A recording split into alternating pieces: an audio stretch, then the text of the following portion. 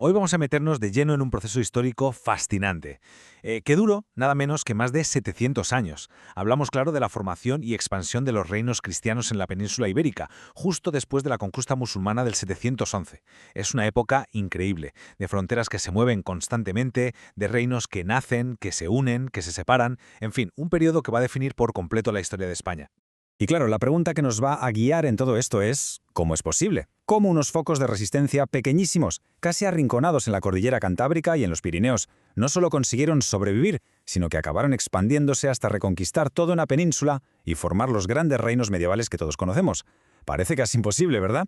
Pues vamos a ver cómo lo hicieron.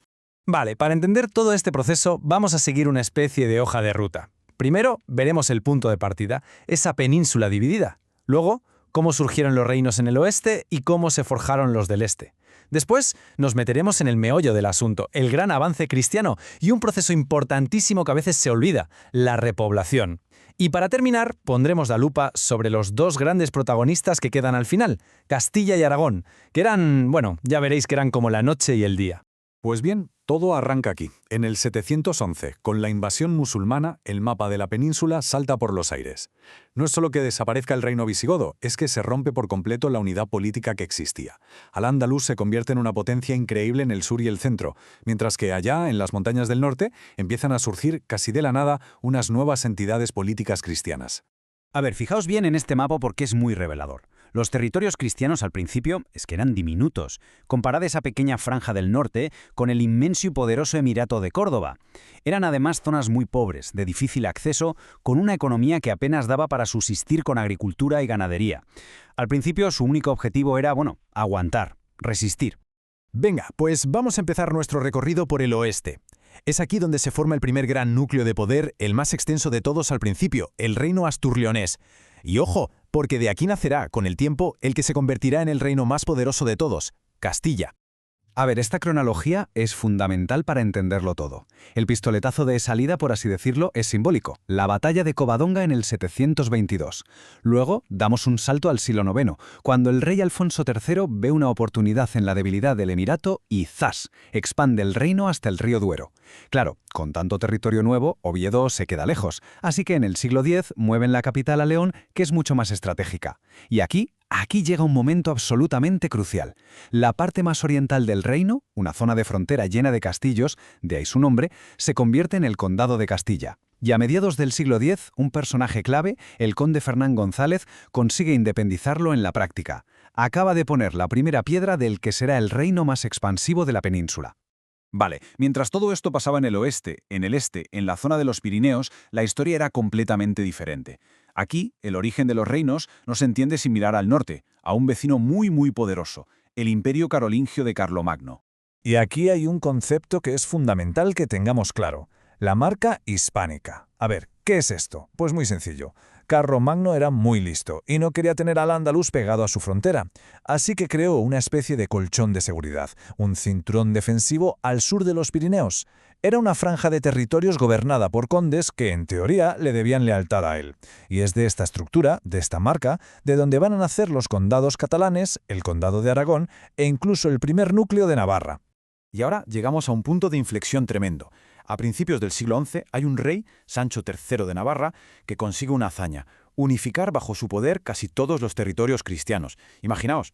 ¿Pero qué pasa cuando muere? Pues que en lugar de mantenerlo todo unido, aplica una idea muy de la época, el llamado concepto patrimonial de la monarquía. Es decir, que veía el reino como si fuera su propiedad privada, su herencia. Así que, ¿qué hace? Lo reparte entre sus hijos. Y de esta división, de esta herencia, nacen ni más ni menos que dos reinos clave. El reino de Castilla para su hijo Fernando y el reino de Aragón para su hijo Ramiro.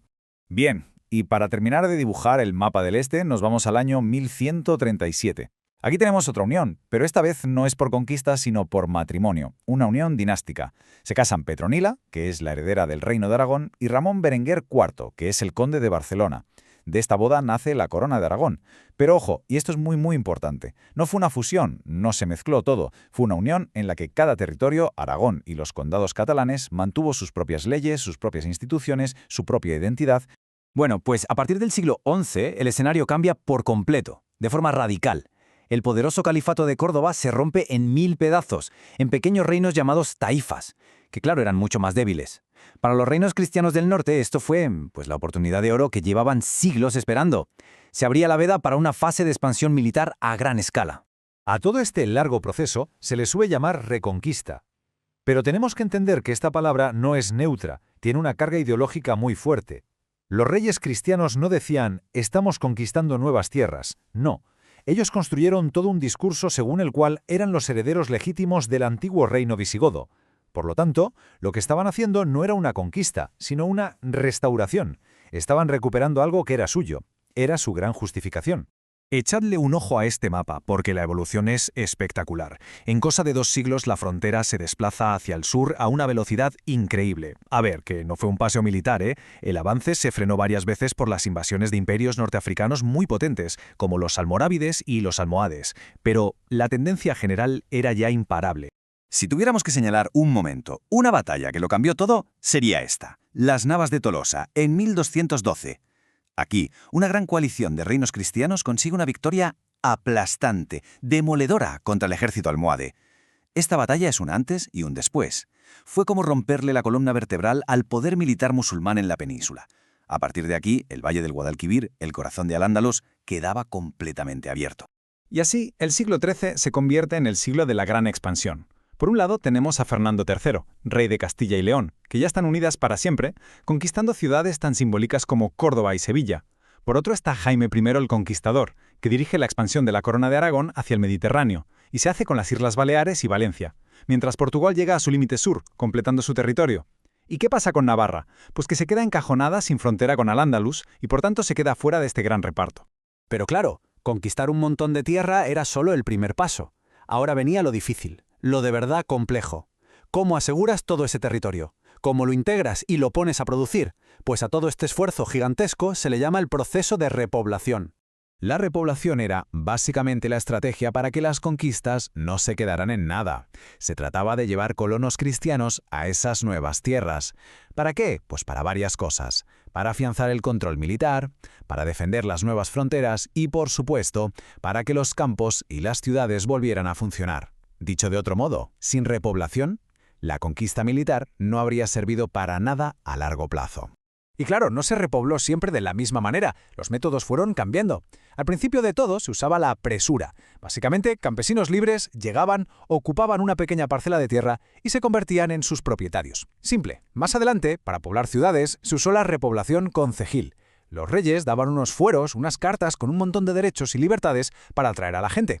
Y finalmente, ya con las enormes conquistas del sur, se pasó a los repartimientos. Y esto ya era otra cosa. Aquí se repartían latifundios, extensiones de tierra gigantescas, como premio a los grandes nobles y a las órdenes militares que habían ayudado en la conquista. Esto va a crear una aristocracia terrateniente superpoderosa.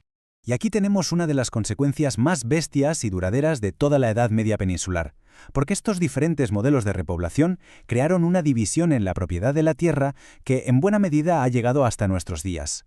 Un norte con muchas pequeñas y medianas propiedades y un sur dominado por los enormes latifundios que se entregaron a la nobleza. Bueno, pues llegamos ya al final de la Edad Media y el panorama en la península está dominado por 2 grandes potencias cristianas, la Corona de Castilla y la Corona de Aragón. El tema es que, aunque siempre las estudiamos juntas, sobre todo a partir de los reyes católicos, sus modelos políticos internos no podían ser más diferentes. Vamos a ver. En Castilla, el modelo que triunfa es el de una monarquía autoritaria. ¿Qué significa esto? Que el rey tiene cada vez más poder, lo centraliza todo, y las Cortes, que era como el parlamento de la época, tenían un papel bastante secundario, casi consultivo. Ahora, nos vamos a la Corona de Aragón y es todo lo contrario. El modelo es pactista. Aquí, el poder del rey estaba muy limitado por las leyes y costumbres de cada reino. Por poner un ejemplo claro, si el rey de Aragón quería poner un impuesto nuevo, tenía que ir a las Cortes, negociar y conseguir su aprobación. El rey de Castilla, en cambio, lo tenía mucho más fácil. En Aragón, la frase clave era «el rey jura respetar los fueros», y las Cortes estaban ahí para asegurarse de que cumpliera su palabra. Y esto nos deja con una pregunta final, una pregunta para reflexionar. Cuando estas 2 coronas se unan finalmente con los reyes católicos, no se van a juntar 2 piezas de un puzzle que encajan perfectamente. No, lo que se va a unir son 2 formas completamente opuestas de entender el poder, y ese choque, esa tensión entre el modelo autoritario de Castilla y el modelo pactista de Aragón, bueno, esa tensión va a ser una de las claves para entender toda la historia de la España que vendrá después.